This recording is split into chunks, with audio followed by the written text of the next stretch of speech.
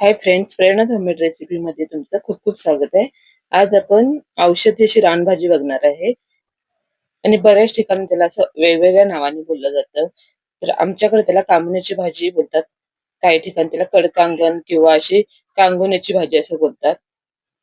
तर ती भाजी कशी असते मी तुम्हाला दाखवते आणि कुठे सापडते ते पण तुम्हाला सांगणार आहे मी.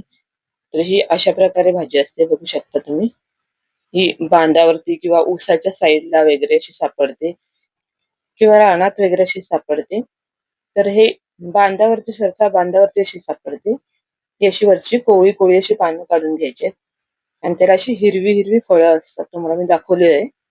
नंतर ही फळं अशी परिपक्व होतात, अशी काळी फळं असतात ती. ती लहान मुलांनी सुद्धा खाल्ली ना तरी त्यांना त्यांची भूक अशी वाढते.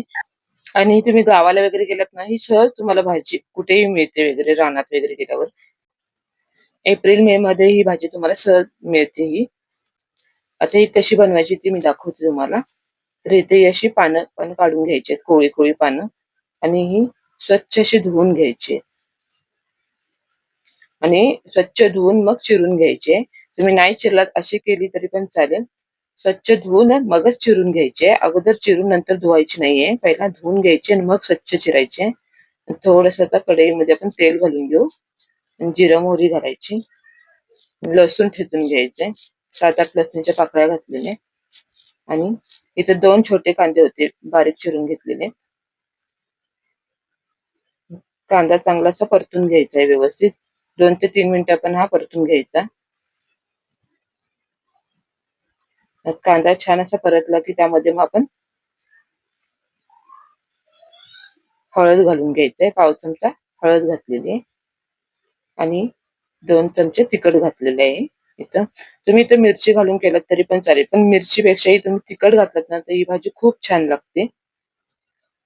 तर मी सर्रास ही भाजी तिखट घालूनच करते, लाल तिखट. आणि त्यामध्ये आता आपण ही स्वच्छ धुवून घेतलेली भाजी घालायची आणि अशी व्यवस्थित अशी परतून घ्यायची. खूप वेळ लागत नाही आपल्याला, 5 मिनिटाची भाजी बनवून तयार होते आपली. व्यवस्थित अशी परतून घ्यायची. याच्यात पाणी वगैरे काहीच घालायची गरज नाही. वाफेवरती व्यवस्थित ही शिजते.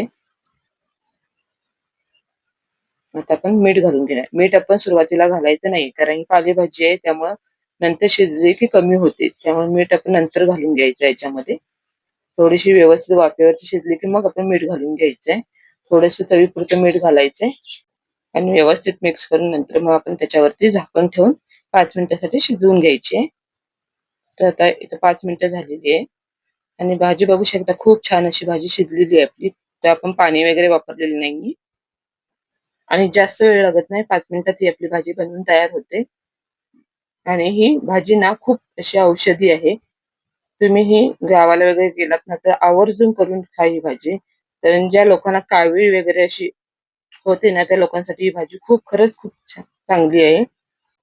जर कावीळ झाली असेल तर एकदा ही भाजी खायची नाही, 3 ते 4 वेळा ही भाजी करून खायची. कावीळ त्यांची बरी होते. या भाजीमुळे कावीळ होत नाही किंवा आपल्या शरीरावरती जर सूज वगैरे आली असेल ना, तर ती सूज सुद्धा कमी होते या भाजीमुळे. पित्ताचा त्रास पण कमी होतो. तर इथे ही कामुन्याची भाजी आपली तयार झालेली आहे. तर ही बऱ्याच आजारावरती अशी ही गुणकारी अशी ही भाजी आहे. तुम्ही नक्की गावाला गेलात ना, तर ही आवर्जून करून खा. आणि ही भाजी तुम्ही भाकरी बरोबर, भाजी बरोबर कशाबरोबरही खाऊ शकता. आणि त्या भाजीची काळी फळं असतात ना, ती सुद्धा तुम्ही लहान मुलांना जर खायला दिलात ना, तर त्याच्यामुळे त्यांची भूक सुद्धा वाढते. तर ही रेसिपी तुम्ही नक्की ट्राय करा आणि कशी झाली ही कमेंट करून सांगायला विसरू नका. रेसिपी आवडली असेल नक्की लाईक करा, शेअर करा आणि चॅनेलवर जर नवीन असाल तर सबस्क्राईब करायला विसरू नका. तसेच सोबतचं बेल आयकॉन पण प्रेस करायला विसरू नका, म्हणजे माझ्या नवीन नवीन रेसिपी तुमच्यापर्यंत नक्की पोहोचतील. भेटू पुन्हा अशाच नवीन रेसिपींसोबत. तोपर्यंत टेक केअर. Bye bye.